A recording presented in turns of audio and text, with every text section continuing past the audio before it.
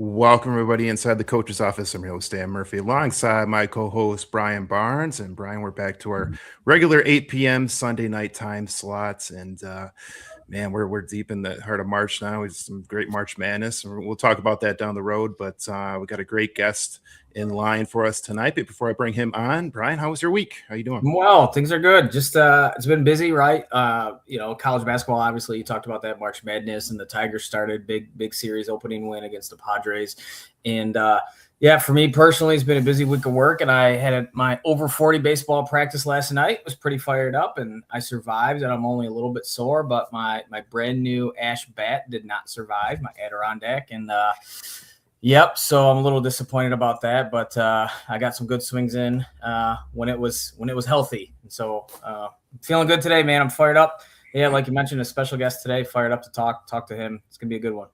Absolutely. Well, one aspect of this show, Inside the Coach's Office, when we originally started this podcast, it was actually my brother Tom Murphy that hosted the show, and a lot of it was we brought on different coaches and different administrators to come on and talk and kind of talk about different aspects of the game, talk about their careers in coaching, and maybe coach us up on a few things, different X's and O's type things. So one of the things we wanted to get back into, and we're going to have Detroit sports and do those different things with this show, of course, but one of those things we wanted to get back to was bringing on coaches and different administrators within the high school level to come on and talk about the game and talk about the X's and O's and different things like that. And we're thrilled to have on tonight is Shane Hynes. Shane, thanks so much for joining us. Appreciate it, Dan. And Shane, I know you big into kicking. You're hosting a bunch of different kicking camps, and we're going to get into those things. But talk about a little bit about your backgrounds. You went to Clarkston and then went on to kick collegiately. Talk about a little bit about your background. Yeah, so I graduated from Clarkston back in 2014. We're part of the first state championship team there at Clarkston, which was awesome at that time. Still pretty well connected with a lot of those guys, which is cool to have those long-lasting relationships through high school sport. But my journey through kicking really started probably when I was 4 or 5 years old when I started playing soccer. So I was a soccer player growing up, soccer, baseball, basketball, really transitions from soccer into football right around the 7th grade. I didn't really pick up kicking until about 8th grade. And it was right around the time Adam Vinatieri had hit the game-winning field goal in the Super Bowl. That's kind of what sparked it, that next spring, I went out to the field with my grandpa and used his little flip phone as a tee and was kicking a football off of that, probably broke his phone. But that's kind of where it started for me. And then obviously being at Clarkston, having a lot of opportunity. I was all-state for 2 years, was blessed enough to earn a scholarship to Kent State University, Toledo University, and the University at Buffalo. I ended up choosing Kent State. From Kent State, I was a starter there for 3 years, redshirted my first year. But that also allowed me the opportunity to grad transfer. So I ended up grad transferring to the University of South Carolina. I was there in June. I was there for basically summer and start a fall camp. But during the summertime, I ended up having a fracture in my ankle and getting a blood clot in my ankle and having turf toe all in the same foot, which put me kind of behind the 8 ball going into that fall camp. So I was in a boot for a little while. The other kid, Parker, he beat me out. He's a phenomenal kicker. Ended up having a really good career at South Carolina, but that really pushed me back to coming to Wayne State. Finished my last year there, ended up kicking and punting. Punting wasn't something I had done there, or punting isn't something I had done really since high school. Ended up going to Wayne, left there holding 2 punting records, which was a surprise to me. But now I'm really giving back. Kicking has been a large part of my life and has allowed me to have an incredible experience both in high school and college, and to be able to give back to those guys in a positive way and also see them grow and develop is something that I really enjoy and something I've been doing for the better part of about 10 years now. When did you realize like you were pretty good at kicking and not just liked it, right? There's always that point where you can realize, and maybe somebody told you, or maybe you just you hit it from a certain distance or something. At what point for you did you realize, hey, this could be pretty good. I could do this at the next level.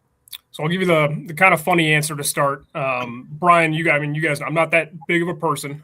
So when I was getting into football, coming across the middle was going to send me to Beaumont Hospital pretty quickly. So it was a quick transition into focusing on something that was comfortable for me, which was kicking at that time. And it was really about the 9th grade level I hit a 36-yarder as a freshman at Rochester. I could probably hit about between a 40 and a 45 as a freshman, and kind of that jump that made me realize, all right, I have an opportunity here. It really happened going into my sophomore summer. And that was the time where I was able to put kickoffs consistently in the end zone, going to some of these camps and hearing from some older guys, some things that I was able to bring back. And kind of that sophomore year is when I recognized, all right, let's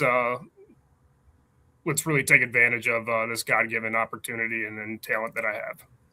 If you could, Shane, talk a little bit about the recruiting process. You mentioned that there were 3 different schools that offered you. Talk a little bit about that. When did schools first start talking to you, and kind of how did that whole process go for you? Yeah, so my first offer came from Kent State. I believe it was sometime probably late April, early May, going into my senior year. So I was still a junior at the time. And that relationship really started because I had a teammate at Clarkston who went to Kent State. He was a middle linebacker, Matt Dellinger. So that kind of really started that relationship. And really how I attacked recruiting was I never went out on any third-party website to help recruit myself. I'm a firm believer in you need to go recruit yourself. You are selling yourself at the end of the day. So, I'd be sitting in language arts class in high school, typing out emails to everybody. I'd call them when I get home, knowing I get a voicemail, just, hey, coach, this is Shane Hynes, class of 2014, kicker from Clarkston, Michigan, sending you an email on so-and-so. Just wanted to touch base to see if you had an opportunity to watch the film. And I think that really kind of gave me a leg up because I don't know how many kids are doing that compared to just hoping to be seen or having someone else recruit for you. So it really started with Kent State. And then Toledo came in after I won their field goal competition at their camp in June. They offered me.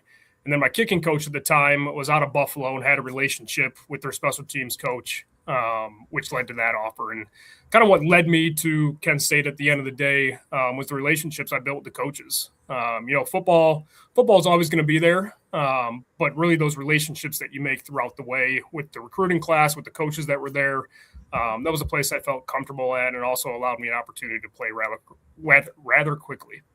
Do you think the recruiting for that position specifically, so like kicker and then some other more specialty positions like long snappers, things like that, do you think that's a little bit different than some of the other positions in football? Like, because obviously the kicker room isn't as big as your receiver room, for example, right? So, each school's bringing in different amount of guys. Like, do you think that was a little bit different for you? Yeah, certainly. And I think one thing that a lot of people may not recognize is, like you mentioned, Brian, the specialist room isn't big. And the amount of scholarships in there is even smaller. So typically on a college football team, you have one scholarship kicker, one scholarship snapper, one scholarship punter. And so really what it comes down to is just timing. It happens everywhere.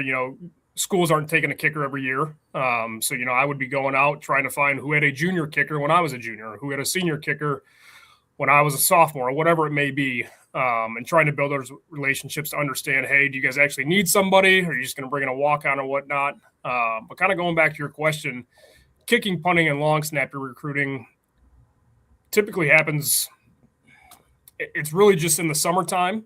And the reason for that is you can get a lot off film from a wide receiver or quarterback or any other skill position. But there's something different about seeing someone kick in person compared to on film. A lot of the times on film, you're not going to be able to hear or see the wind. So really being able to hear that perfect ball contact when you go to these camps is something that a lot of these coaches look for. Whether you're hitting a lot of mishits, you're hitting the ball fat, whatever it may be, they really want to hear the sound of it, which means a lot. And I think if you were to watch an NFL kicker compared to a high school kicker, you're going to hear the thud and perfect contact a lot differently than that high schooler. So a lot of the times they want to see you in person, and it's not so much what you're putting out in film. So a lot of those summer camps, showcase camps, are really where a lot of kids get recruited from the special teams room. And you said it, not me. You're not the biggest guy in the world. So like when it comes to like measurables, right, to play a position at the college level, like it doesn't really impact that position, right, your specialty position, as much as the other. So like a lot of times with recruiting, like you mentioned, you can get it on film and you can see a guy, he's breaking a 60-yard run and he's just outrunning guys, right? Kicking's a little bit different. So you just mentioned it. You think where it's at is getting on campus in those camps and getting seen that way in person, because like you said, a lot of times, like, yes, you can see a guy putting it in the end zone, and there's nothing better as a coach to have a kicker that can do that for you, obviously. But do you think that's like specifically for your position, kicking, that's where it's at? Like on campus, be seen, have those coaches talk to you, and make that evaluation right there?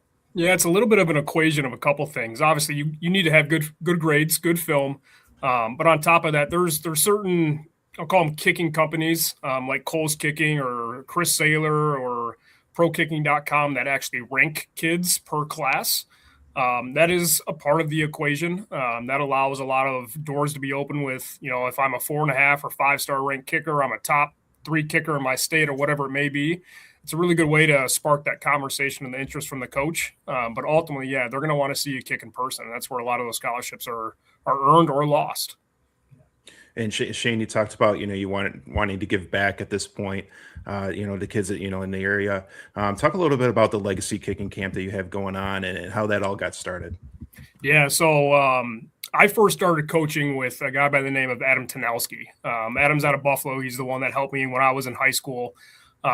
He taught me a lot of what I know. And I ended up branching away and starting Legacy Kicking Academy, probably about roughly 8 or 9 years ago now. And the theme legacy really comes from what we've been able to do at Clarkson specifically. Clarkson's had quite a lineage of specialists, probably over the past 15, 16 years now. Started with Ryan Breen, ended up going to Penn State as a punter. Then Alex Barta, he went to Navy as a punter, and Alex kind of really helped me and molded me, him and his dad.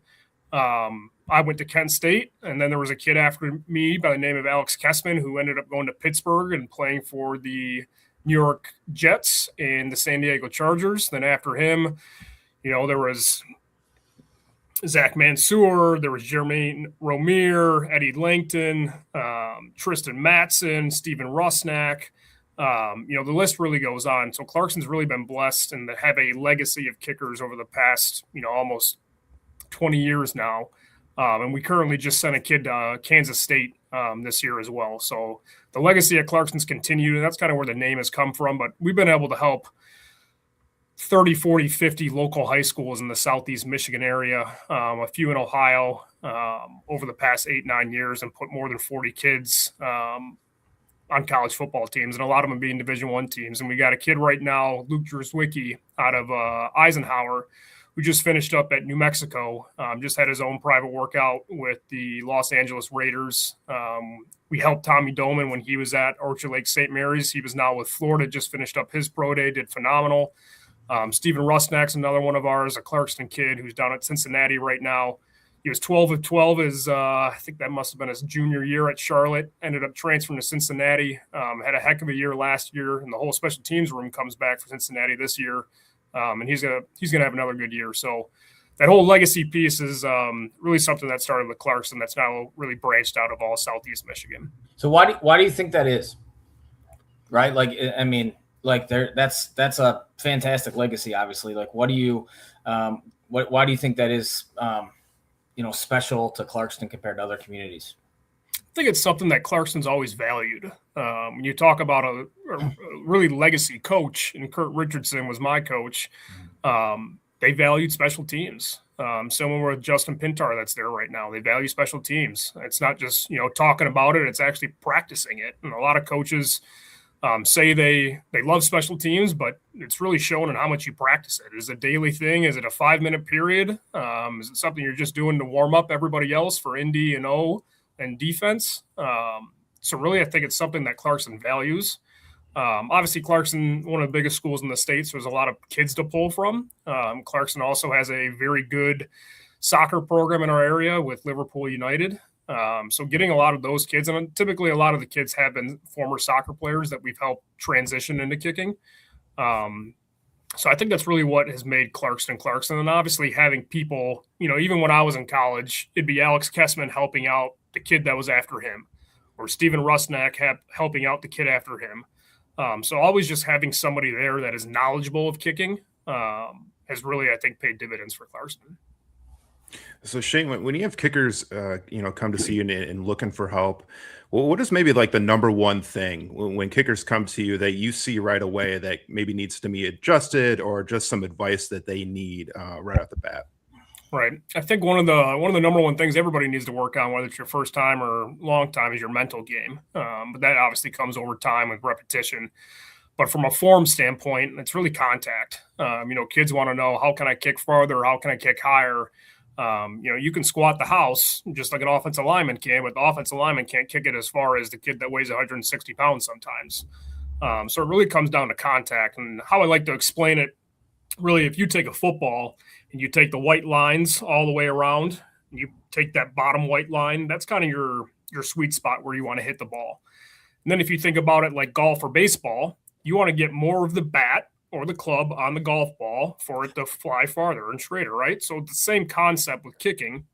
You're trying to get more of your foot on the football to create that perfect contact. So a lot of kids coming over from soccer tend to, I'll call it 3 o'clock footwork. So if you draw a clock, you go to 3 o'clock, that's where that person's toe is at. That means his foot's completely exposed open, right? So your perfect contact comes from your metatarsal bone, which is your biggest bone in your foot. The only way to get that contacting the ball first is kind of have your foot in a 2 o'clock foot position. That's really going to help you get more of your foot on the football. It's going to help lead your metatarsal instead of kind of hitting it like a soccer pass. And that's where you're going to see a lot of kids get underneath the ball and you're not getting the distance, super fast spinners. They hit it toey. So that's really the number one thing that you see when you really want to identify, hey, is this kid good or not, or does he have it or not? And not to say they won't, but that's really one of the defining things that I look for is how well you make contact. Are there like, do you do drills? Like, do you have drills when it comes to that stuff? Or can you give kids those kind of things to work on that specifically? Yes, certainly. I think just one thing about this is just slowing it down, right? So similar to how an offense may do walkthrough before they go full speed, that you want to kind of do the same thing as a kicker. So typically a full step kick is going to be 3 steps back, 2 over. I like to start just with no steps. So you're going about a foot away from the ball. And that's your plant foot. And then you're really just working on doing contact there and working on getting to 2 o'clock foot position instead of trying to pass the ball at 3 o'clock footwork like you would sometimes in soccer. So like one of the best drills, in my opinion, how to do it is you have a partner. That partner goes down on their knee and they're holding the football, laces towards them on their leg. And you're just doing a no-step kick into them. And you're just working on, can I hold my contact on the football to get 2 o'clock footwork? And you're actually kicking the ball, and that person's not going to get hurt or anything. But it's a good way to visualize, all right, I'm going to stop when I make contact. Is my foot in the proper position? Am I at 2 o'clock? Am I at 3 o'clock? Maybe I planted a little bit too close to the ball when I'm doing this, or I'm hitting it too high on my foot and it's hitting on my ankle. So that's really the best drill that I found that has really helped a lot of our kickers achieve the proper foot placement and foot positioning to get the proper contact. Aspect of kicking that I always find fascinating is how you handle the weather in different Read my mind. Whether the wind, whether it's coming at you, whether it's behind you, whether it's going to the left or the right. So as a kicker, you're going into a game and you realize maybe the weather's different than what you thought, or you're going out for pregame. How does that change both in pregame and then in game? How do you make adjustments as a kicker to how the weather's coming at you? For sure. And especially playing in the MAC at Kent State. Very windy stadiums are out there. Probably the windiest stadium by far is Northern Illinois, kind of middle of nowhere, not very enclosed. So what do you do for that? You say a prayer and you kick it. But no, really in pregame, you're working with your snapper and your holder, your special teams coach to identify kind of obviously where you're comfortable from. And you're really just changing angles, because when you take those 3 steps back from the ball, you're really trying to pick something out in the distance that's unattainable for you to hit, but that now becomes your target line. So obviously with a crosswind, you are naturally going to have to play some sort of, I don't want to say hook, but some sort of hook. So as a right-footed kicker, my ball will naturally fade to the left. As a left-footed kicker, your ball is naturally going to fade to the right. So sometimes you got to take that into account, and a lot of that comes into how you're finishing. But really, if you're talking about any windy situations, how do you fight through the wind? Just like in golf, you hit a clean ball. Perfect contact, clean contact. If you're hitting one of those spinny balls, that's going to get grabbed by the wind right away and pulled left or right. So really making sure our contact point is good is number one. In days like when it's raining, you're really practicing bad hold situations. So, not perfect laces. Laces are going out to the left. Laces are going out to the right. Maybe the guy bobbles it a little bit. So you're going to have to adjust your pace and your time of operation of the ball too. So I like to say every kick is the same, which it is. You may just be changing your angle when it's some of those windy or rainy conditions that you get. If you had to choose, would you rather kick in snow or would you rather kick in rain and wind? I'll take the rain and wind. It was probably my best game I ever had in college. It was rainy and windy. Unfortunately, we ended up losing to a Division I AA HBCU school in North Carolina State when they had Tariq Cohen, who ran wild and was a nightmare to kick off to. But I ended up having 2 overtime field goals in that game, 42 and 44, wet, windy, rainy conditions. The windy, rainy doesn't bother me. It's really the snow, because the biggest thing about the snow is when you plant, you don't know if you're going to stick, right? You could end up slipping and you could get hurt or whatever it may be. So you're kind of in your own head sometimes when it's snowy conditions. So, yeah. What was the biggest kick of your career? Biggest kick of my career? Most memorable that you talk about. Somebody, you're going to tell your kids one day. It was definitely I hit a game winner at Central Michigan. Being from the state of Michigan, I was a little disappointed. No Michigan school showed me large interest, especially when I had multiple other Mid-American Conference offers. So we ended up going to play at Central Michigan. We were probably a 20-point underdog. It was the same weekend as Michigan State. There wasn't many people there, but I probably had 40 to 50 family members. Ended up hitting an early field goal in the game and then had another field goal sometime in the early part of the third quarter. But it was a clean kick, but pressure came up the middle. I promise you it was high enough. Pressure came up the middle, got blocked. I went to scoop it up, thought I was about to score, which I wasn't even close, picked my head up, and I got absolutely destroyed, a helmet right underneath my chin. Wasn't wearing a mouthpiece either. Went down to the ground, didn't really get up right away. Part of being a kicker, you gotta milk it a little bit, right? But ended up going over back to the sideline, got my helmet taken away from me. I couldn't really close my jaw. My jaw was a little bit shifted. Something was obviously wrong. So kids wear a mouth guard. Taken out of the game. Long story short, we ended up getting a blocked field goal near the end of the game with about 40 seconds left. And our quarterback, who was a running style quarterback, scampered down the field and put us in range for, I think it was about a 35-yard field goal, right center. They ended up icing me. Coach Bonamego from Central Michigan ended up icing me, which honestly, for a kicker in my mindset, or kind of what I would tell my kids, get iced, because all that allows you to do is to visualize you making that kick and visualize success before it happens. And that's a huge part of kicking, right? So in those situations, a lot of kids may get scared or get in their own head or start thinking about it. Really just got to flip how you think about it. If you treat it as an opportunity for you to see it go through first, you're already doing it before it happens. So ended up hitting the field goal, got carried off by my team. And it was probably the most memorable experience I had at Kent State with my own success, outside of some of the places that we got to play. I won't tell my middle daughter that she's a senior and she just committed to CMU, so I won't mention that to her. But yeah, that's pretty cool. And it was really cool for me too, because not Jay. Now I'm drawing a blank on his name. Former Arizona Cardinals kicker.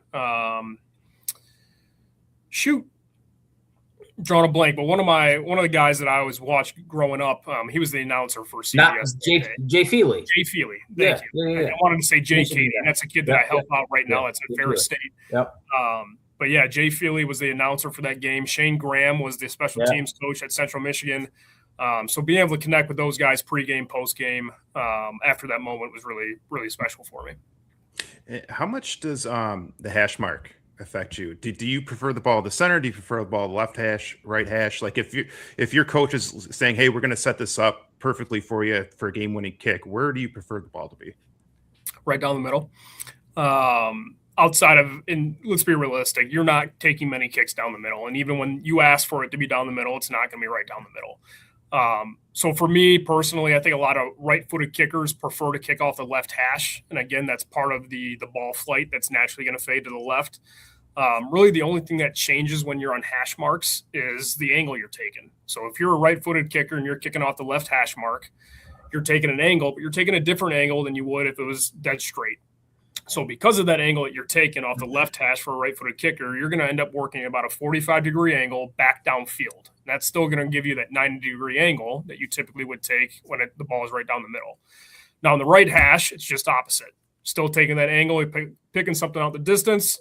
That's your aim point. You're walking back, but now you're going to work upfield at a 45-degree angle. You're still creating that 90-degree angle that you would be down the middle. But for me, a lot of the times when I was off the right hash, I would tend to miss right by the upright because of my line that I was taking or my angle. So I would prefer something off the left hash that allows my ball flight to kind of naturally get in there as well. Yeah, that's what I was wondering too, because Brian and I did a couple, retro shows, college football retro shows, where we saw some kicks that were close on the hash, and the kicker having an issue because the angle's so tight and the hashes are so wide. Did you ever run into that where you had a short kick, but you were on one of the hashes that gave you issues?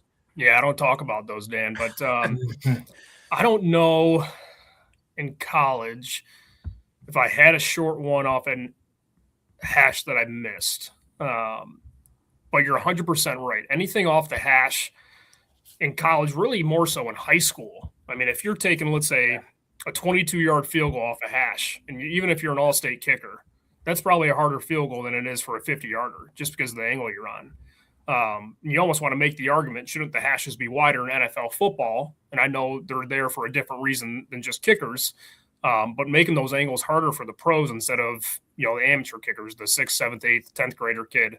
But yeah, that angle becomes a lot steeper, and it's much harder for any kicker.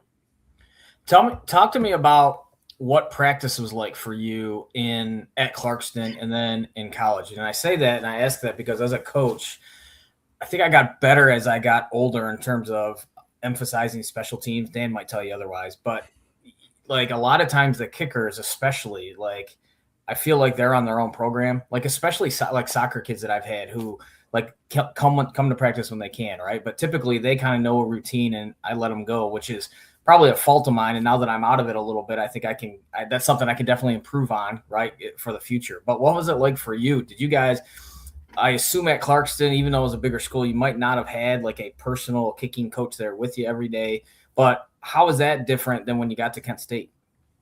Yeah, so my time at Clarkston, Ryan Breen was still there for me, and he was a JV coach, one of the JV coaches at the time. So I had the opportunity, after our 20-minute special teams period at the beginning of practice, I'd probably go down to the JV field, work with him a little bit before JV started, or if he had a break, if he wasn't coaching defense with the linebackers down there. But a lot of the times my practice would be 45 minutes. And it's not that I wasn't doing anything. I would still be getting my reps in. And I'd have specific days that I do kickoffs, typically earlier in the week. You like to equate one kickoff rep to 3 field goal reps.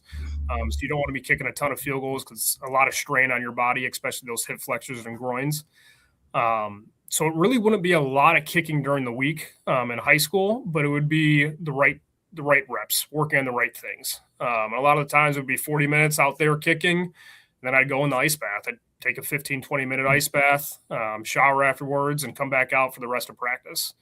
I was lucky enough because we had such a bbig team. Unfortunately, there was kids that were either ineligible or hurt that would help shag balls for me or take film and take video of me so I could send it to my kicking coach, and we could review that later. But in college it changed. It was actually a lot more kicking than I was used to, and you really are kicking every single day.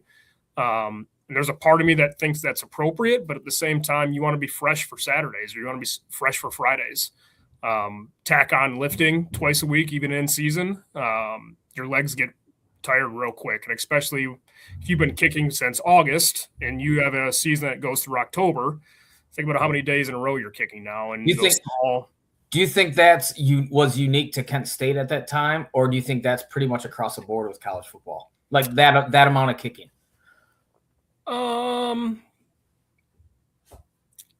I think what I didn't know back then was I didn't need to always kick. I didn't need to kick as much as I thought I needed to. I think refining the amount of reps that you take and setting a hard limit of, all right, hey, today's Wednesday, Thursday's our last practice, Friday's a travel day. Wednesday, you got to limit yourself to, 15 full kicks or whatever it may be. I think one thing that I struggle with was sometimes I'd be having a bad day and missing left or missing right or whatever. And I just want to keep kicking and kicking and kicking and kicking. And sometimes that would hurt me. I had a number of small tissue injuries, primarily in my quad when I was in college, and I think that was attributed to that. So I really think a coach needs to be mindful of keeping their kicker fresh. And it's not that they're not doing anything at practice. I mean, as simple as them going out to the hash marks at the practice field or the indoor, whatever it may be, and taking those visualization reps are just important, if not more important, than taking the full live rep. So as long as they're still doing something like that or going back to review their film, I think a college kicker is getting the most out of it. But trying to stay fresh is a battle that I think all kickers deal with. You know how the perception sometimes with kickers is like, hey, man, they're kickers and they're not really a part of the team, like things like that. Were you well received at Kent State or even at Clarkston? Like, hey, man, he's still one of our guys. Would I miss? No. Would I make him? Yes. No, both at Clarkston and at Kent or at Wayne or South Carolina, it was an awesome group of guys. Even I think more so at Kent when our team didn't have much success. I think the camaraderie between our special teams unit and really our team was there. So, I could lean on my quarterback, who was also the holder for me a lot of my career. We always had each other's back. So it wasn't any animosity, obviously there's the jokes that you guys don't do anything at practice and whatnot. And of course we're not doing the same thing as a wide receiver and offensive lineman who's banging heads and all that stuff day in and day out. But we are still putting in the work, and it may just look a little bit different than what you're doing. But again, it's a third of the game. You talked about, watching film, after a game. Say you missed a kick or two in a game. When you're going back and watching that film, what are you looking for specifically to see what you can fix?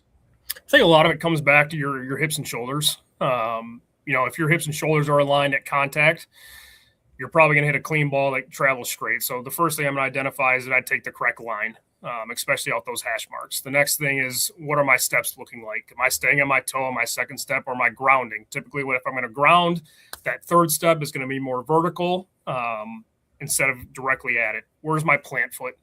Your plant foot is typically going to tell you where the ball goes. If I plant too wide, I'm typically going to shank it to the right. If I plant too close to the ball, I jam myself, hit off the top part of my foot. I'm typically going to pull it.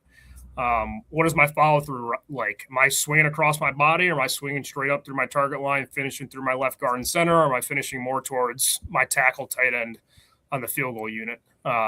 Looking to see if the ball was in the right spot. I think that's one thing that a lot of people, when there is a missed kick, don't understand. There are a lot of times when a missed kick is not on a holder.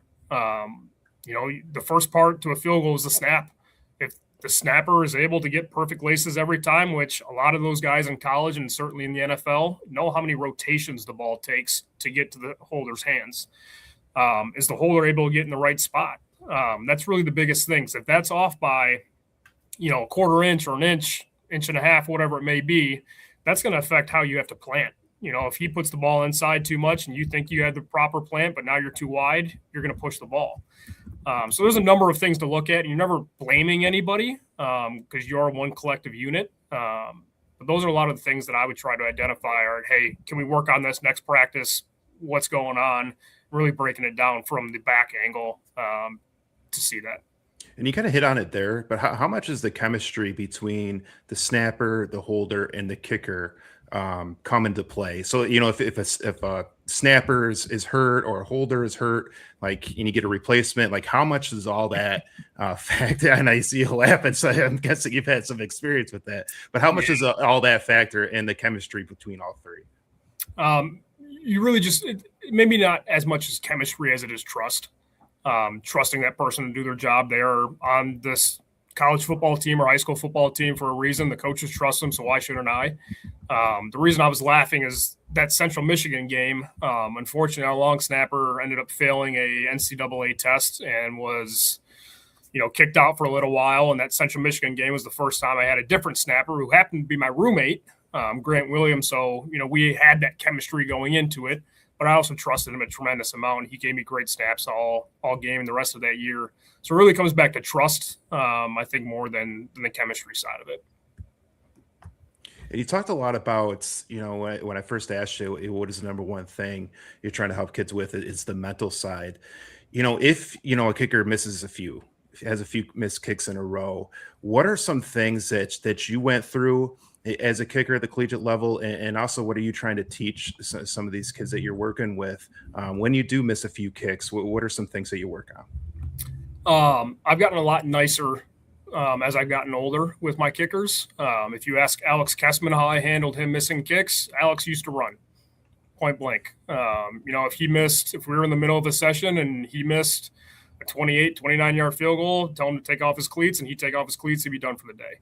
And it's not me being mean or bullying him. It's him to understand that every kick matters, and you can't take a 28-yard field goal off thinking it's only 28 yards compared to you being able to hit a 55-yard field goal. Now, how do you change some of that? I was somebody that didn't do well with that in college, to be honest with you. I was the person that would sometimes slam my helmet, go back over to my kicking net, take my helmet off, slam it down,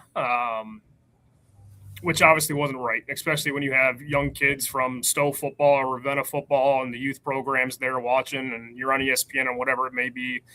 But one thing that really helped me is we had a gentleman, a doctor from the university, come in and talk to us about breathing. When you're a college football player, you think you're all big and bad, you know everything. What is this doctor about breathing going to tell me that I'm going to be helped by? But it was actually probably one of the best things that I learned. And it was really about calming your heart rate. And it's a breathing technique that we try and help our kids with. And it really isn't the same thing for everybody. Similar to how kicking is, it's not cookie cutter, but being able to calm your heart rate, whether it's before something happens or after something happens, one, you have to own it. If you miss the kick, own it, right? Even if you think that it was a bad snap or hold, you as the kicker need to own it. You're basically like the quarterback in that operation. You take responsibility for it.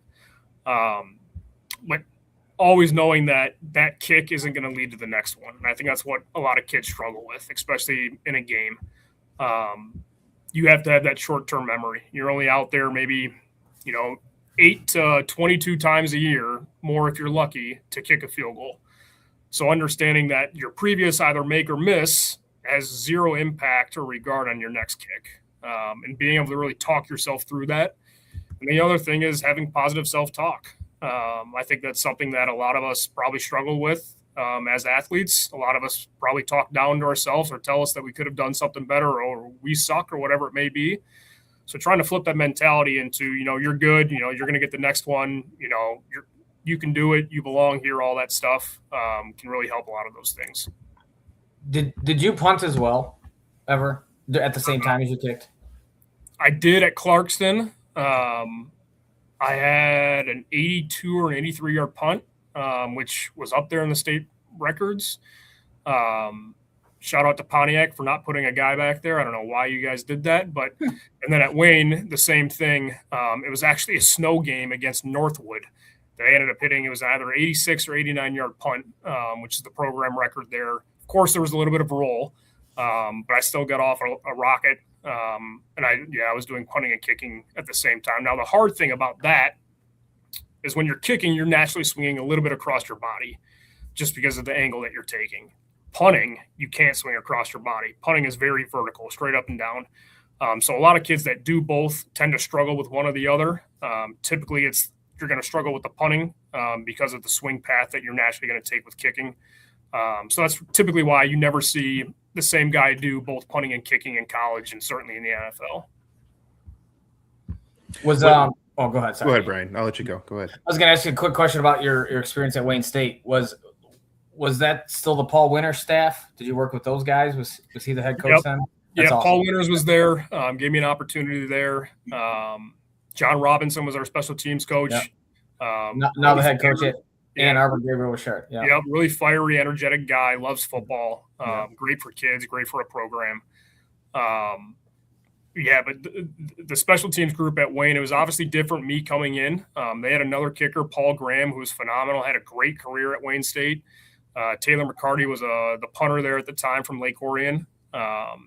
So that group is awesome. And that staff, while we didn't have much success, I could confidently tell you that group of guys on that team were more connected than any other college football team that I played on. And that's no disrespect to my teammates at other places. But I think it says a lot about a team if you're well connected, like each other, have fun around each other, even when you're not winning a lot. Well, Shane, this has been great, man. We got 40 minutes talking kicking, man. This is awesome. Go ahead and I know you got a camp coming up in a couple months here. Go ahead and talk a little bit about that. Yeah, so we got our second camp that we've ran. This one's the Michigan Mega Camp. We're going to host at Waterford Mott High School on May 23rd. It's a Saturday. Some of these guys you see pictured. I talked about Luke before from Eisenhower, Tommy Doman from St. Mary's, Drew Cady, who recently graduated from Oxford, who had a stellar year this year at Northwood. Some of the guys that are going to be coming back to help work it is Hadi Jawad. He was the kicker at Ohio State, who ended up winning a national championship with them. We're going to have Stephen Rusnak back. Alex Kessman's going to stop by. So you're going to have a load of knowledge to be shared with you as a high school kicker to really take back with you and work throughout the season. And that's really our goal. Is this is not a ranking camp. This is not a recruiting camp. This is a camp so you can get fundamentally better and take things when you're going to go kick on your own. And that's really the big thing about kicking. A lot of kids want to see and just go to these ranking camps, but how are you being trained? I think that's really big, and you see it in baseball or basketball. Kids have trainers now. So really doing those practices and doing those drills and understanding the whys of kicking, because just like anything else in life, if you understand the whys behind something, you're going to be able to coach yourself. And a lot of these high school staffs around us, unfortunately, don't have a lot of contracts from the school district or don't have a lot of money in their internal budgets to hire a kicking coach or have somebody super knowledgeable about kicking on their staff. So really being able to teach them what they should be looking for so they can take that back and work throughout the summer and into their fall season is something that we strive to do at this camp. And before we let Shane go, Brian, you got any last questions? I did want to ask Shane this. Like we've talked a lot on the side about kind of the state of college athletics, and Dan and I have talked about it a lot on the show, and how things have changed over the years with college sports. Like how is being a guy who started at one place and ended up at another for everybody's reason and situation is different. But tell me about just your opinion about college athletics right now. Like Michigan is basketball, right? They're obviously about to play for a national championship. And I do wonder, I heard 97.1 was talking about this. Does it feel a little bit different knowing that like these guys were not all here, the majority of them like last year, right? They weren't all recruited out of high school. And does it feel different as a Michigan fan? And I'm curious, I guess just your take overall about what college sports and college athletics has kind of evolved to. Yeah, and it's vastly. And I played it's 8 years ago now. The amount of change in 8 years is incredible. A lot of it's good change, to be honest with you. And to be fair, I don't think a lot of people like change, but some change is necessary. When you think about college football or college basketball, those are really your front porches to your universities. It's a lot of times why people know where High Point University is for basketball, why people know North Dakota State for football or Grand Valley for football or soccer or whatever it may be. But athletic departments are really your front porch to your university. So now when you're talking about how it's changed over the past few years, whether it's TV contracts, more money coming in, I think the student athletes deserve to be compensated. Do I think that it should be changed how it currently is? Yes. I think we live in a situation right now where NIL and these collectives, why they kind of mean the same thing, they're operating differently than I think how the rule was intended it to be. These collectives are paying large sums of money in the millions, depending on who you are and for what sport, through NIL. And a lot of the times it's bogus contracts, just a social media post and you're getting $500,000 for XYZ. Some of our kickers were lucky enough to get six figures in the transfer portal, and I'm glad and proud of them for that opportunity. Do I think there should be more parameters around it? Yeah, I do. I think that's something that Congress may need to look at, not to get all political on it. But it's something that also the universities have to look at. Is this sustainable? Could our university shell out $25-30 million a year for a top level college football program every single year in and year out. You look at Miami of Ohio right now. They spent $8 to $10 million on their roster this past year in football. They won the MAC championship, but is that sustainable for a MAC level school? I don't know. And then when you talk about the portal, something's got to be done. And, I have a soccer background, and I like to think, all right, if I'm transferring to Michigan for $200,000, Michigan has to pay 10% of that to Kent State. So now there's some skin in the game that they're getting compensated for developing kids. A lot of the times it's not a kicker, but what if it's a quarterback that just passed for 3,800 yards at a MAC school and he's a sophomore? Who developed him? Who actually coached him to get better?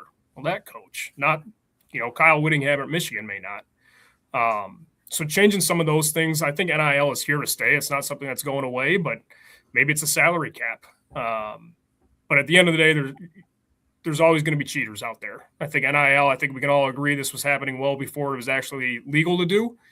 I had stories when I was at Kent State with our coach who used to be at Ohio State, told me a story about there was a kid they recruited in Detroit, and they were offering to pay his parents to come down with an apartment and a job at the university and pay him per month. When I was at South Carolina, before NIL, the amount of nice cars that were being driven by some players made you scratch your head. So I think it's something that even if it's regulated or there's did you get one of those? Did you get one of those nice cars? No, they gave me a scooter. But it's something, even if it is regulated, there's always going to be people trying to cheat the system. And unfortunately, that's part of sport is people cheating like Michigan does, Brian.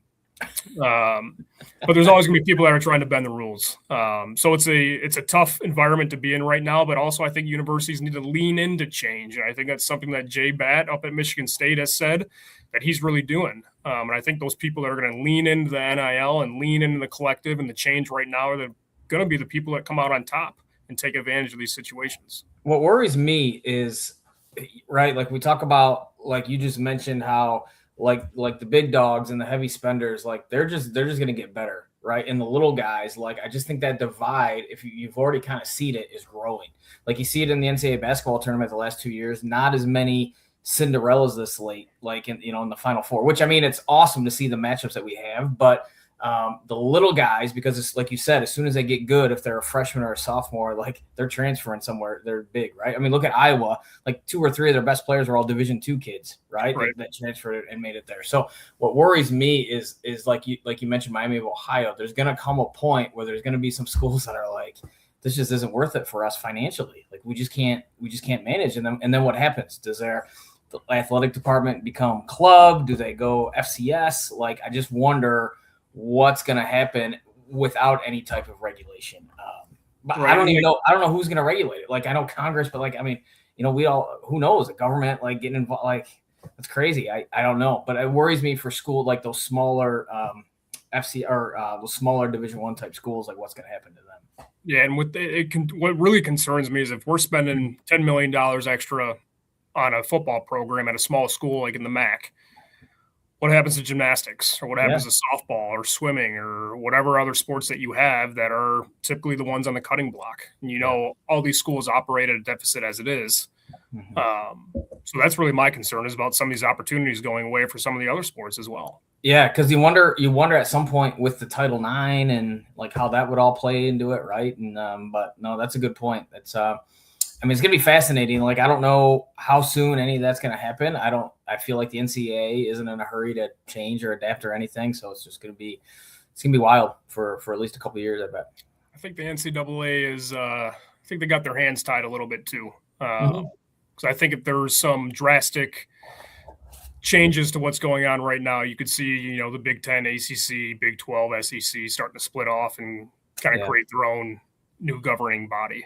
And the NCAA can't lose that, right? Their biggest money comes from the NCAA tournament. And, if it happens with just football, all the other sports are going to fall in line as well. So I think they got their hands tied. They do. And like you said, we don't disagree necessarily that kids should be compensated or that sort of thing, but it's just kind of how. Why can't we put in an investment account or some sort of account that, cool, you guys can get this money, but you're not going to get it until you graduate, right? Sure. I think the first part of this is being a student athlete, and that's why this university brought you here on campus outside of playing football. But how can we make this going back to what it should be about? And that's one, amateurism, even though it's out the door, but two, it's about education. A lot of these guys are going to 4 or 5 different schools and maybe collecting their NIL money, but do they ever graduate? What's their opportunities after sport? It may not be much, but you have $400,000 in 4 years. What are you doing after? So I think really, how can we help the athletes after this point? Nor do I think it's probably healthy for any 17 to 21-year-old to have $500,000. But how can we go back to the basics, which really started in educational athletics? Well, I was invited to join a podcast next week by a performance coach, and that's actually one of the things I want to emphasize is, like, how can we still get kids and athletes to keep the main thing, right? The education and the experience and things like that, when all these people are telling them, no, like, you got to get yours. Like, here's these opportunities. Like, let's get those. Like, that's wild because, to your point, like, not every kid is a Bryce Underwood, right? Who physically has that opportunity then to think NFL. But all kids that are getting something are thinking, hey, I'm a pro athlete, and they're not. And that's parents' minds are diluted, kids' minds are diluted now. Yeah. There's very few kids who get those opportunities. And we've seen it here in the state of Michigan now that it's been legalized for high school student athletes. There've been, I think, a couple handfuls of kids that have gotten it now. And that concerns me in our job, Brian. Yeah. And some of these community members or kids seeing this, thinking or expecting that they should be getting it too, and I think it's really gonna be tough in the long run for us. And then I wonder as a coach, right? Like, if I'm coaching a quarterback who's got some sweet deal with the dealership down the road or whatever, like, and I gotta have him listen to me during the week and then perform on Friday night. Like, what's his mindset like, right? Like, he's got to deal with that company, and I don't. You know what I'm saying? I was just going to ask you guys both that as athletic directors, if NIL it does come into the high school level, how do you handle that from an athletic director standpoint and as a coaching standpoint? And Brian, we talk a lot about, mental health and mental health issues at the high school level. Like, if these kids think like, oh man, if I blow up on TikTok or if I blow up on Instagram, maybe I can get some of these NIL deals and different things. Like, how do you guys potentially handle that as athletic directors and as coaches? Shane, go ahead. I'll let you go first. So how it was rolled out. I think a lot of us were surprised how it happened and when it happened. I think we all understand the why that it happened. That the MHSA had to turn what they thought was right into legalizing it. But I think they've set it up in a good way, to be honest with you. I haven't heard much complaints from our AD cohort, whether it's in our Oakland County Athletic Directors Association or within the Oakland Activities Association. They've set it up in a way that nobody at the school really is involved in a way. The kid has to go out and really, if they want one, go out and basically approach a business or have that business approach them. And if that's the case, they have to report it to us in the athletic department, and we have to send it up to the Michigan High School Athletic Association for their basically approval. But we're kind of out of it in this situation, which I think is the right way to go about it too. Yeah, no doubt. And I still think, Dan, it's on our coaches to make sure, like, we're coaching kids and then educating parents as well. Like, we're still, like, this is still about the high school experience, and this is still about you developing as a person and then as a football player, right? And we still want to make sure you get a great education and develop those ways. Like, those things still have to be at the forefront of all of our coaches' minds to educate the kids and the parents. Because it just seems we haven't gotten a good handle on it at the college level yet. And then to have it come into the high school level, it just seems so wild to me to even have it considered to be at the high school level. I don't know. I mean, what is your guys' overall thought on it? Do you think it's something that should be there, but it just needs more boundaries, or is it should just be gone completely? I am going to take this one first. Like, I think, like, I'm not going to speak for, this is just an opinion, but I think it's opening the Pandora's box of everything. Like, other states, like, a kid, could play football or soccer in the fall, go to one school, go to another school and play basketball in the winter, go to a third school and play baseball in the spring. I think what this does is at some point you're going to open yourself up to that, because it's very challenging. Like, the MHSAA is not a body that can enforce all the rules as it is, obviously, right? Like they can do the best they can when it comes to transfers and stuff like that. And Shane, you were impacted by that, just last fall, and fair or not, I mean, I'm on your side with that, but like, I think it's just, you're going to get to a point where if it's not a lawsuit, I mean, who knows if there was a threat of a lawsuit when it came to the NIL stuff, but there might be a threat of a lawsuit when it comes to, switching schools and whatnot. And so I just think at some point it's going to open up to a bunch of craziness that none of us have experienced in our lives and don't know how to handle it. Yeah, well, I totally agree with you, Brian. And kind of a old school thought in this is keep amateurism. It's nice to make money when you're young, right? Whether it's a job or how you get it, whatever. But be a kid. You can still have fun on social media and all that stuff, but to be selling your name and putting your name behind a chicken sandwich at the local deli or whatever it is for money, and partially because you're a good student athlete, that's not amateurism anymore. They're making money essentially because they have a name through sport. I don't think it necessarily belongs in the high school realm, but that's not to say I'm not going to lean into what's going on either. That's just kind of my own personal belief with it, though. But let me ask you guys this: if it wasn't called NIL or whatever we call it at the MHSA, I know it's not the NIL, but if we didn't know about it, like if the fullback at Elmont High School, right, like the burger joint down the street's going to name a burger after him, and he makes like 5% over that, off of that every sale. Do we even care? Like, does anybody even know? Does care if that kid leaves to another school because of that money? Well, but sure, I know, but I'm just saying, like, but then you still have your transfer rules in place, and then like those safeguards in theory are there, right? So like, well, like here's the question, Brian. Now, I'm not saying it's okay. I'm just playing devil's advocate. I'm just throwing it out there. Right, and like Dan, you brought up a good point. If a kid's, let's say, at Clawson, and he's an all-state quarterback as a sophomore, and he's playing 7-on-7 up the Legacy Center, you don't think Catholic Central is going to say, hey, there's some sort of NIL, or I think PBA is what we call it. Yeah. Deal that we can get you at Catholic Central? Could be. Yeah. So the rich get richer now. And just like Brian said, it opens up Pandora's box. Don't you think, Shane, I kind of think that's happening anyway, unfortunately. Like the way in a lot of education right now, like with open enrollment in the public schools, and then obviously Catholic schools are, a little bit different. But like I think kids, I feel like, and not just kids, really the parents are sending kids to those places anyway. Like even without that financial, lure of going to those schools. Right, and fair or not. To each their credit, though, and credit Justin at Catholic Central has done a phenomenal job, or Brother Rice, or a lot of the big private schools around us. They have great sustainable programs with coaches who are proven that help kids get to college. And I think you take the money out of it, that still sells more than anything else, too. And on top of being at a Catholic school or a private school, that provides a greater opportunity sometimes than a public school might.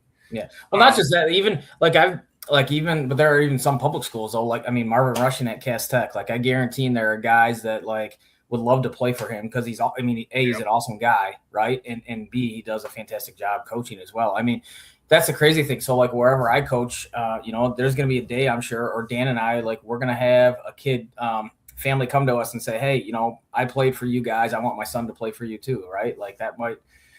There's no financial, incentive there for the kid, but I think that happens now more often than it ever did, right? I just think like very similar to college sports. I think the bigger schools and the rich get richer, so to speak, if you want to call it that. And I'm not necessarily disagreeing or calling it wrong. I just kind of think that's what's going on. Yeah, I agree. Yeah.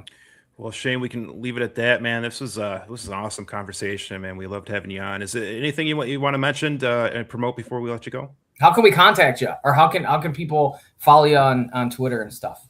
For sure. So my own personal Twitter is Hyner57_, I believe it is. If you just type in Shane Hynes, you should be able to find it. But really the one that I'm more active on is our Instagram page with Legacy Kicking. And that's really where we promote, whether it's our kickers, our students, upcoming sessions, camps, training tips, whatever it may be.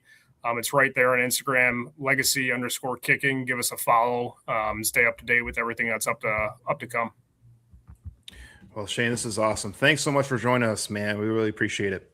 Thanks, Brian. Thanks, Dan. Dan. Man. Yeah, man. Thank you. Have a great night, man. You too. Yeah, thanks. All right, man. That was a fun. Pretty cool. Yeah, I like that's exactly what I wanted.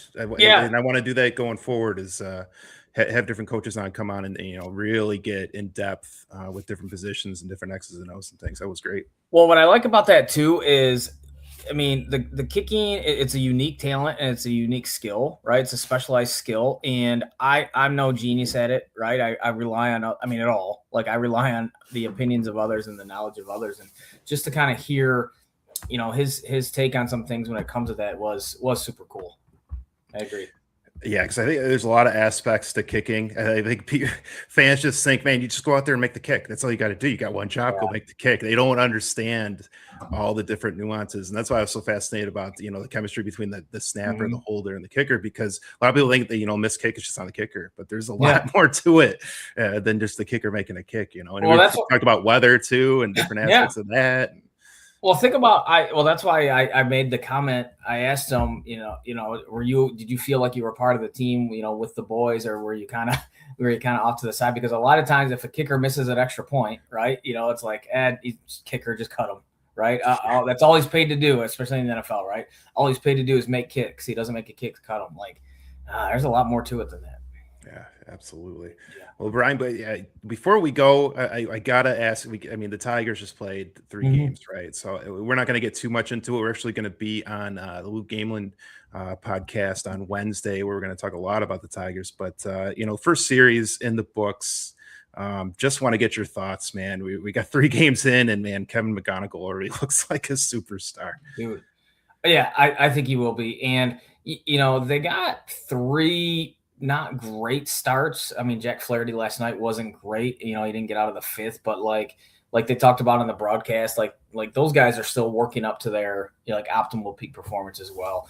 I thought, yesterday's game was a little bit sloppy. Obviously, they got shut out, but not completely terrible. 2 out of 3 in San Diego. Yeah, that's exactly right. let's not get crazy here. Like, for such a small sample size, again, like Kerry Carpenter isn't making a lot of contact, but none of us are worried about that, I don't think, right? Like, it'll be different if it's June and July and the Tigers are hovering around 500 and he's not making contact or whatever. Yeah. No, obviously what stood out was Kevin McGonigal. And the thing that really stood out, wasn't just the big hit. Like, he obviously had 4 hits, and then he had the big hit late in the game to give him the lead. The second game, that was like a 10-pitch at bat. Yeah. Like, that was like a veteran grind it out at bat, fall off tough pitches and take pitches that were close. Like, that was awesome. Like a playoff at bat, game playoff game at bat. I mean, it was incredible to see his poise. Even if he didn't get a hit, like, that was a great at bat. No, you were in that situation, and so for being 21, it's obvious he belongs. Like, that's not even a question. Like, that was pretty cool. The one thing I think that stood out to me this weekend was from last night's game and the ABS system. And some adjustments I think the Tigers are going to have to make. And I don't know. I mean, Hinch said after the game that, hey, his hitters have the opportunity to challenge whenever they want. It's not a point of the game. But I wonder how much the hitters are thinking, we want to hold off until later in the game, a more high leverage situation. But my point is always, like, you never know if you're going to have that opportunity again. And what I'm pointing at is Spencer Torkelson in the first inning, 2 outs, 2 on, a 3-2 count. Looked like an obvious ball. He looked like he was getting ready to challenge. It seemed like his demeanor was like he thought it was a ball, but he didn't challenge. If he would have challenged, he would have won it. McGonigal would have come up with the bases loaded, and we've seen what he did in the first 2 games.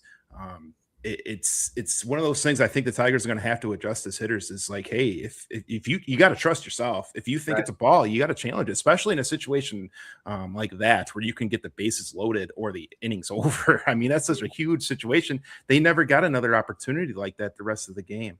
So it's definitely something they're going to have to make some adjustments to. Well, I wonder, who do they say has the best idea of what the strike zone is the catcher, right? So I'm assuming the catcher is going to have more leeway early on in the game, maybe, and understand than the hitters in that situation. But yeah, I'm with you. If that's a playoff game, right, or if that's game 5 or whatever, it might be a little bit different. Maybe Torkelson is definitely tapping his head there, but yeah, I think the ABS has been great. I mean, it's definitely changed. Overall, it's been great. Yeah, it's been great. It's definitely changed some of the outcomes and The way the games have been played, you watch some of the other games and stuff has been pretty cool. But yeah, definitely needed. And I don't like, hopefully those umpires, like, the ones, especially who was it, CB Buckner, who feels like he got like 6 of them over, two in a row. That was 2 in a row. Yeah. Like hopefully those guys aren't like, bothered by it. They shouldn't be. It's just like you said it for years, just get it right. Right. Just get it right. And there's no offense here. Just get it right and go play ball. And, I want to say, like, I don't feel bad for these pitchers, but we've talked about it before. Like, think about like Tom Glavine and the guys who would get 6 inches off the plate. Oh, Greg Maddux, right? Like, how different are their careers if they're not getting those edges like that? And they're still Hall of Famers. I'm not questioning that, but that'd be a funny case study if somebody wanted to do that. It will. I mean, you got to think some of those pitchers that aren't just the flamethrowers, that have built their game. We used to talk about the crafty lefties, that just kind of throw junk up there, but they're using having large strike zones, and if it's narrow now, you might see some of those pitchers kind of go away where it's going to really focus on having the high powered stuff. Yeah, that's a great point, Dan. That's a great question. It'll be interesting how who does the adapting, the pitchers or the hitters more. And I wonder how much it's going to help the Tigers hitters in general, because they've been, we talked about last year just being, high strikeout, low contact, which is not what, the Tigers are trying to build towards. But you wonder if, a smaller strike zone you got to imagine it's going to help the hitters. And but it comes down to if you see it, you got to challenge it.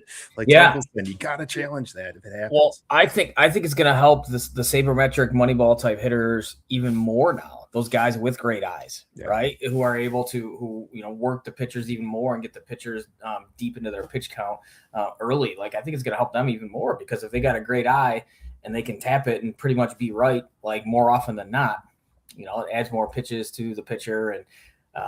Only helps our offense. So, and I saw Tony Paul tweeted out. He was talking about Manfred and how much he doesn't like him, but he's got to give him credit for the adding in the pitch clock years ago, and now adding in ABS has been just absolutely fantastic for the game. The only thing I wish they would fix now is the All-Star game. I loved the All-Star game, and it's still, it's somewhat emphasized, I guess, right, to a degree, but. Not like it used to be, and I don't know how you do that, but yeah, no doubt. World Baseball Classic, just have it. Yeah, get rid of the All-Star game, have a week. You have the All-Star, but maybe you just have 4 teams. I don't know. Something like the 4 Nations that hockey did. Yeah, where it's not a full-on tournament, but maybe you just have a few countries.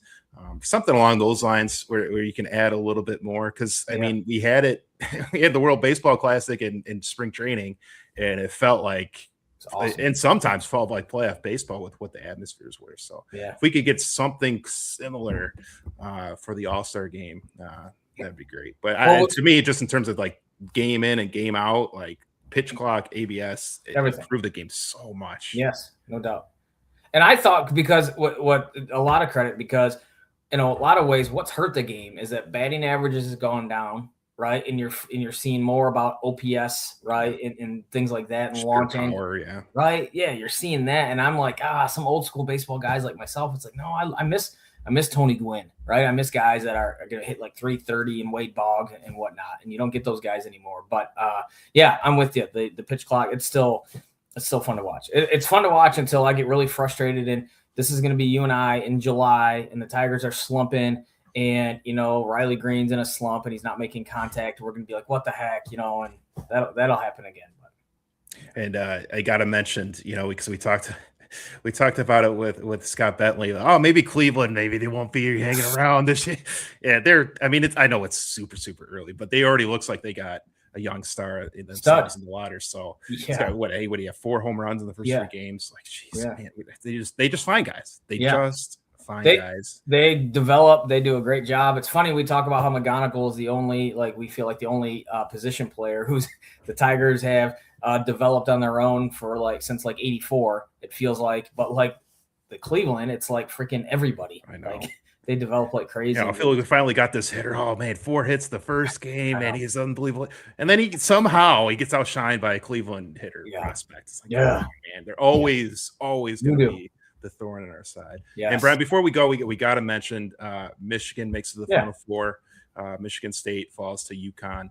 in the Elite Eight, or the Sweet 16. Mm-hmm. Just thoughts on Michigan watching them today, man. Holy cow! I mean, just absolutely blew Tennessee out of the gym early on. Yeah, I'll talk on both sides, right? I said it before the tournament. They're the best team in the country, and they were my pick, right? And now we're about to find out because they play Arizona, right? Those are the two teams that everybody I think has kind of been waiting for, especially now that Duke lost, right? And Duke I didn't feel like was 100% healthy anyway, so I thought Michigan would have been a slight favorite against those guys. But yeah, and there's no knock. Like, they obviously had the easiest path to the Final Four, right? I mean, don't kid yourself. The Jefferson injury to Iowa State, but that doesn't take anything away from what they did. It shouldn't knock them. Yeah, we talked about that. We thought the only team that could compete with them would be Iowa State, and Iowa State didn't get there. Yeah, and they didn't have their best player.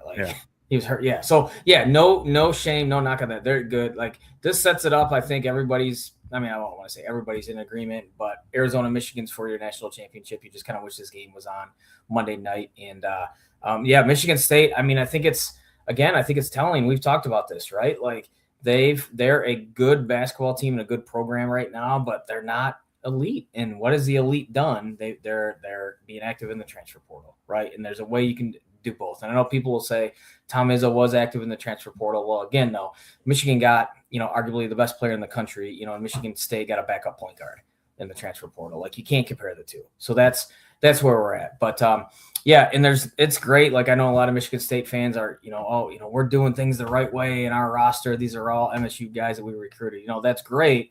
But how are you going to feel when your rival wins a national championship? Are you still going to be on your moral high horse? So that'll be interesting. But yeah, Michigan, I mean, it's going to be a battle against Arizona. That's going to be a lot of fun. Yeah, in Michigan State is kind of what we thought, at some point, that their lack of shooting was just going to come back to haunt them, and it killed them. I mean, they could not hit a shot early against UConn. UConn built a huge lead. Michigan State, to their credit, came back, but it reminded me a lot of the first Michigan State game where Michigan State made that huge comeback, but you used so much energy to make that comeback. You tend to run out of gas at the end, and it's basically what happened with Michigan State. I mean, still, I would say a good season. Obviously not a great season, but I'd still say a pretty solid season for Michigan State, and they got to be looking ahead to next year with a great recruiting class coming in. Yeah, look, maybe I'm selling UConn short. Like, they didn't have any real. This is the third Final Four in 4 years, man. And and they lost to the national champion a year ago. Like, these guys have played in these situations, man, and they're good. And they came back against Duke, and they're good. Like, probably not giving them enough credit. Probably not giving Illinois enough credit either, because if Illinois was healthy all year, they might have been a 1 seed, and UConn had an argument to be that fourth 1 seed, right? So I mean, it was neck and neck with them in Florida. So probably not giving those guys enough credit, but I think we think if we had to rank them, Michigan and Arizona are the top 1 and 2, obviously. And they've kind of been 1 and 2 all year. Kind of going back and forth. So it feels like they've been on a showdown. This is the matchup everybody has wanted to see, and we're going to get to see it next Saturday. So it's a great Final Four. You talked about when we were with Shane, like, you're not getting these Cinderellas, and we kind of saw that, right? Yeah. I think we basically it's pretty close to chalk. I mean, Duke, sure. I mean, they should have won that game. Sure. I mean, they completely blew it. Blew what, a 19-point lead, and had the lead up 2 and just threw the ball away inexcusably. UConn makes a miracle 3.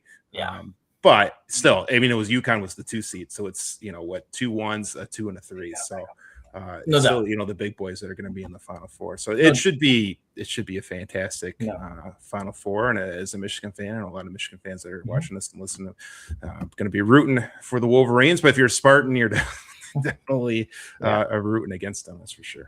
I mean, again, if you're a Michigan State fan, though, like, this has to, you have to reevaluate. Like, I'm sorry, I just talked about it. Like, for all college sports, like, you're in or you're out, right? And Michigan State, and Shane mentioned it, David Blatt, like, it looks like they're in. It's like they're going to spend the money, and then make it happen. So fascinating, though. Yeah, fascinating. Yeah, absolutely. Well, we can wrap it up with that. Like I mentioned earlier, Brian and I are going to be on Lou Gamelin show this Wednesday live at 7 p.m. We'll try to put the link out on the Facebook page and on Twitter and everywhere.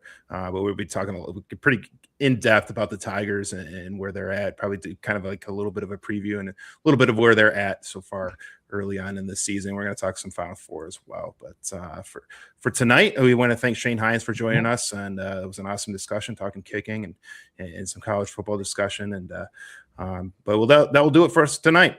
For Coach Barnes, I'm Dan Murphy, and we'll see you again Wednesday night.